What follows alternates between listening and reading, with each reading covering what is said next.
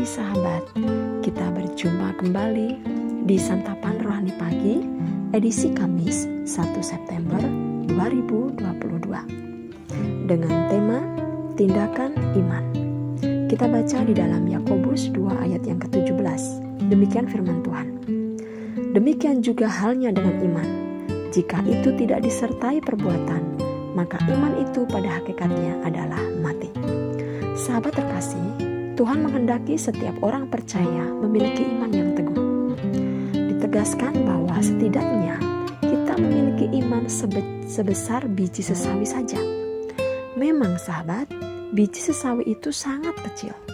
Bahkan bisa dikatakan sebagai biji yang paling kecil dari segala jenis benih.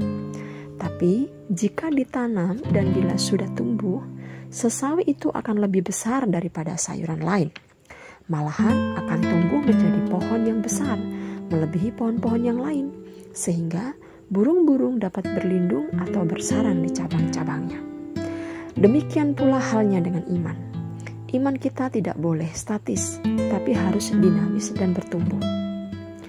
Oleh karena itu, seperti yang tertulis dalam 2 Petrus 1 ayat 5 sampai yang ke-7, kamu harus dengan sungguh-sungguh berusaha untuk menambahkan kepada imanmu kebajikan, dan kepada kebajikan pengetahuan, dan kepada pengetahuan penguasaan diri, kepada penguasaan diri ketekunan, dan kepada ketekunan kesalehan, dan kepada kesalehan kasih akan saudara-saudara, dan kepada kasih akan saudara-saudara semua orang.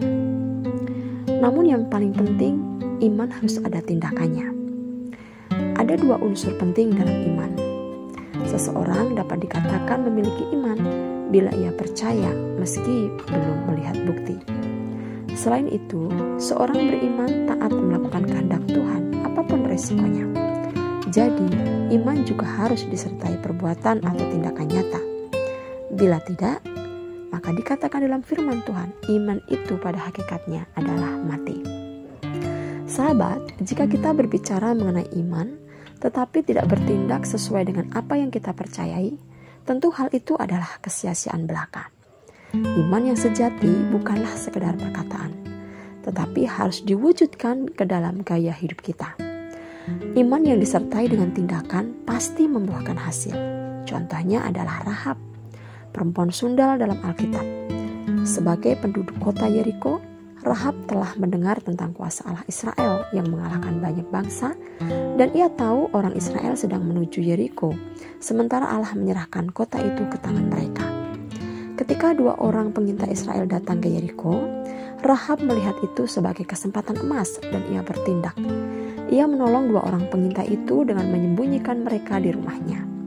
Atas tindakan berani Rahab ini, 2 pengintai itu berhasil lolos. Namun, sebelum para pengintai itu pergi, Rahab memohon agar ia dan seisi keluarganya diselamatkan bila mereka, yaitu orang-orang Israel itu, menyerbu kota Yeriko. Para pengintai itu pun setuju dan mereka membuat suatu kesepakatan dengan Rahab. Para pengintai memerintahkan Rahab untuk mengikatkan tali gerimis pada jendela rumah. Dan perintah itu pun dilakukan oleh Rahab. Tali berwarna merah itu menjadi simbol pengharapan dan jaminan keselamatan baginya. Ketaatan Rahab mengaitkan tali gerimis menunjukkan imannya pada perkataan para pengintai itu yang secara tidak langsung merupakan janji Tuhan. Karena iman pengharapan yang ditaruhnya pada Allahnya yang baru dan disertai tindakan nyata sebagai respons terhadap imannya, maka Rahab dan seluruh keluarganya diselamatkan ketika orang Israel menguasai dan menghancurkan kota Yeriko. Pelajaran dari hidup Rahab sudah jelas bahwa iman yang disertai tindakan selalu membuahkan hasil. Nah sahabat, dari firman Tuhan pagi ini kita boleh diingatkan kembali bahwa kita harus memiliki iman yang disertai dengan perbuatan nyata. Karena disitulah kita benar-benar mempercayakan hidup kita kepada Tuhan. Ingat sahabat, iman tanpa disertai perbuatan pada hakikatnya adalah mati. Untuk itu mari teruslah mempercayakan hidup kita kepada Tuhan, teruslah beriman kepada Tuhan, dan sertai iringi iman itu dengan tindakan nyata dan jadikan itu sebagai gaya hidup kita. Maka kita percaya bahwa Tuhan akan mengerjakan mujizat dalam kehidupan kita. Puji Tuhan sahabat, mari kita berdoa.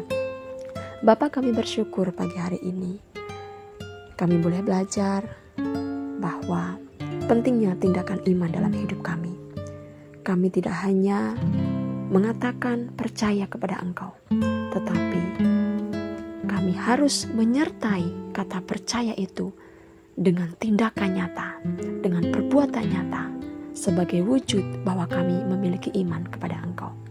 Karena kami tahu Tuhan, ketika iman itu disertai dengan tindakan, maka perkara besar Tuhan akan kerjakan dalam hidup kami. Terima kasih Tuhan Yesus, terima kasih. Kami mau tetap memiliki iman yang teguh di dalam Engkau. Roh Kudus, Engkau yang memberi kekuatan kepada kami. Terima kasih Tuhan, dalam nama Tuhan Yesus kami sudah berdoa. Amin. Puji Tuhan sahabat, selamat pagi, selamat beraktivitas, dan Tuhan Yesus memberkati. Amin.